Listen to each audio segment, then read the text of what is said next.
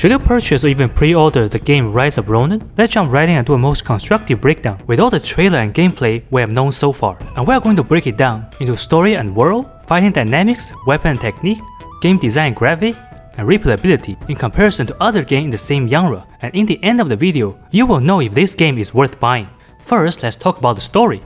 In the Rise of Ronin behind-the-scenes trailer, we can tell the story is about a group of Ronin who is engaging in revolution, who fights for a new Japan in the darkest era against the shogunate, which is inspired by Japanese history in one of the darkest era, which is the Bakumatsu era. And just like the name of the game, the character will be playing as a young Ronin. And just in case you don't know what is the meaning of a Ronin is a samurai who found himself without a master due to various reasons such as death or downfall of their lord, personal or political disputes. And in the game, we'll be playing a young Ronin who is trained by a secretive group known as the Veiled Edge as one of a pair with his blade twin. And we'll be playing him most after he was first time separated from his blade twin and has to go through his journey alone. And as he was fighting alongside the anti-shogun group, he realized the only way for them to win is to adopt Western weapon and fighting style. So the character we'll be playing is a real piece of work. And if you have watched the newest Hulu show, Shogun, it basically has a very similar story structure, except you will be playing a young Ronin, not a lord. Which makes sense, you cannot be a lord and wandering around exploring the world. And now let's talk about the world. In the Rise of Ronin, the world is what sets it apart from the rest of the samurai game. Unlike other famous samurai games, you are surrounded by a world of enemies and only a few civilians exist that help the story. In the Rise of Ronin, you actually have an entire civilization living in a city that you can explore with and experience the culture, which is a lot like Assassin's Creed.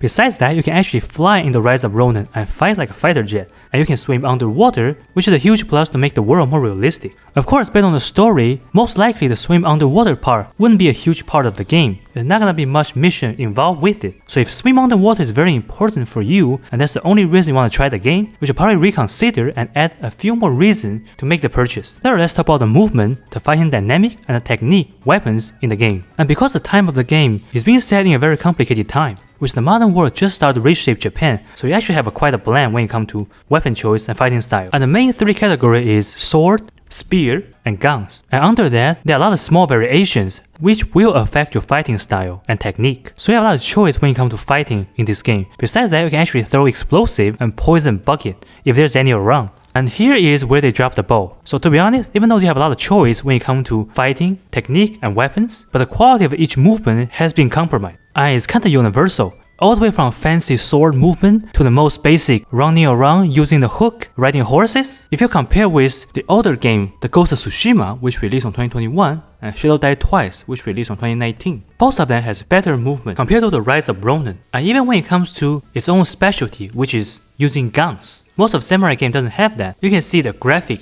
how the lock sign look like, is very rigid and low quality. In the Ghost of Tsushima, even though there's no guns, it still have arrows, and you can see the locking arrow sign is very vivid and with motion. And when it comes to how you project the bullet in the Rise of Ronin, it also seems like it's a game from the last century. It's a very old school. Let me put in some comparison in slow motion so you can see the difference between the Rise of Ronin and the Ghost of Tsushima. So this is how the sword, the fighting movement look like, and this is how the horse riding looks like. And this is how the most basic running around looks like in comparison. So putting in one simple term, when you watch the movement in the Rise of Ronin, you feel like you're watching a game. But when you watch the movement in the Ghost of Tsushima, it looks like you're watching a movie, which most of games look like that nowadays. Assassin's Creed, Horizon, God of War. But I wouldn't say the movement in the Rise of Ronin is bad, it's just falling behind. Now let's compare the game design and the graphic. So the game design has followed its predecessor, The Ghost of Tsushima and Shadow Die Twice, going with a very romantic, very colorful Japanese style. And the plus side is, it has a much bigger world and a non-abandoned city to explore with. And because it has some Western elements in there, so you can actually see how people look like back then from the West, from America. And based on the developer, they mentioned they want to make it as close to history as possible, so the things there are most likely authentic. And when it comes to graphic, which is about visual quality, it's definitely a huge step back. So the game design is beautiful, colorful, but the quality make it look very dull and dated. It has a lot of sharpness and vibrance added towards it, which normally happen when you don't have very high visual quality. You use that to compensate. And when you compare the character, you can see it looks kind of pale and not as vivid compared to the Ghost of Tsushima, Horizon, Assassin's Creed.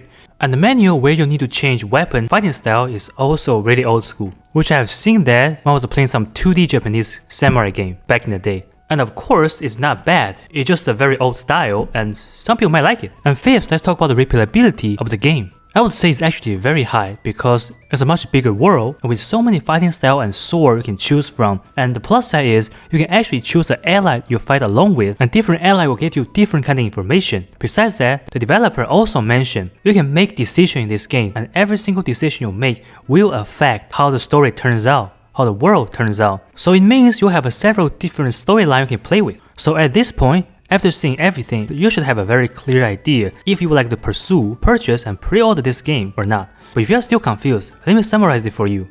So if you're looking for a full-scale samurai game that's up to date with the most amazing graphic and detail to play with in 2024, this is absolutely not a game for you. If you buy it, you'll get bored very soon by the graphic, and you'll definitely regret it. On the other hand, if you're a big fan of the Bakumatsu era, the story, and the dynamic between the old school samurai and modern western soldier, and graphics not a huge thing for you, and you would love to take advantage of the gigantic open world with a real life civilian, you should give the game a try and even pre-order to get early access to many fighting style and armors. But if you're the third kind, which your feeling is in the middle that you don't hate the game, you are okay with the graphic, but also you're not very excited about this game, but you do want to give it a try, you can wait a few more months and there will be discount for this game. Like any other game, you still get the same thing, but much cheaper. As far as me personally, I would actually not purchase this game because I do care about the graphic, it's one of the biggest things that I care about. And also have a gut feeling that this is not the ultimate version of this game.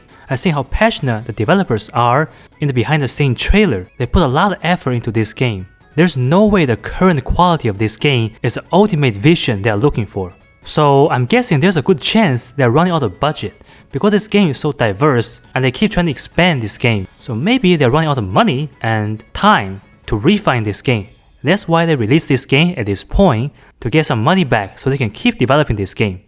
And at the current level, even though it's not as refined, the amount of diversity and size of the game will definitely attract a lot of players to actually purchase it. But as far as for me, I'm looking forward to play The Rise of Ronin 2, and I believe there will be one. And if you like this video, please click like and subscribe to my channel. I'll be showing you more about close combat game constructive review and also gameplay and comparison.